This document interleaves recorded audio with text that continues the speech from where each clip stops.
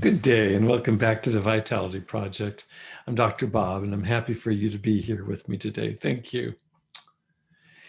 In our most recent series of posts, we've suggested exercises to help us get in touch with the parts of ourselves that we privilege, the ones that we look up to or have pride in.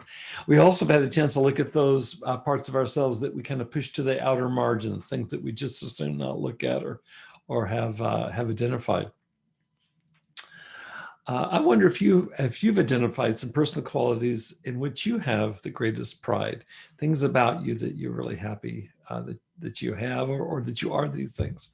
And how about some other qualities, perhaps in some cases, the very opposite of the qualities that we value in ourselves. Sometimes the things that we're proudest of, there's a shadow behind them, and these are the things that we hide from ourselves and hide from others. I think this is certainly right in the heart of the human dilemma. One of my favorite poets is the Chilean poet Pablo Neruda, who won the Nobel Prize for Literature for the excellence of his writing and his poetry.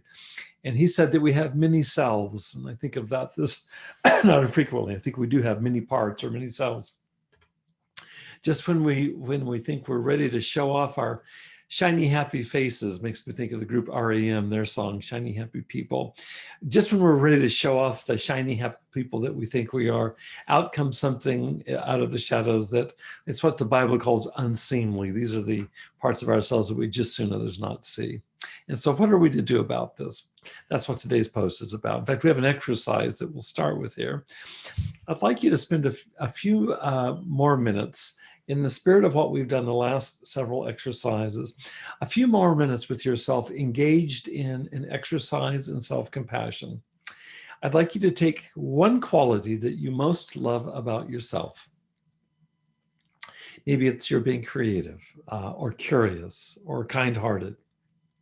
Whatever it is, write that down. And then take another moment to conjure up memories, if you can, of times when you have been or done just the opposite of this quality that you just identified. So for example, if you see yourself as being creative, maybe it's the time that you were blocked in your creativity. If you see yourself as being, if you pride yourself in being curious, maybe it's the time that you were just plain old bored. Or how about if you see yourself as kind-hearted, maybe it's a time that you were even mean-spirited. Now I'd like you to add one ingredient to this exercise, and it's this. Can you find at least one sound reason why you were in that last instance, the flip side of the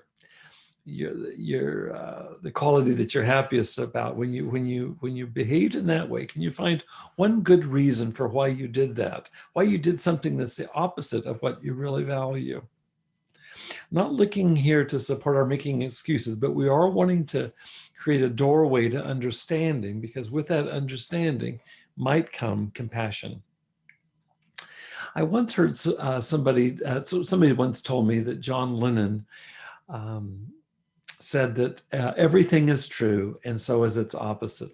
Now, I'm not sure if Lennon said that or not. I've tried to track that down and have so far not succeeded. But if anybody were to say it, it probably would have been him. I remember reading the Beatles anthology years ago, and he was full of these kinds of interesting, paradoxical ways of expressing himself. I respect that a lot about him. He truly was a poet.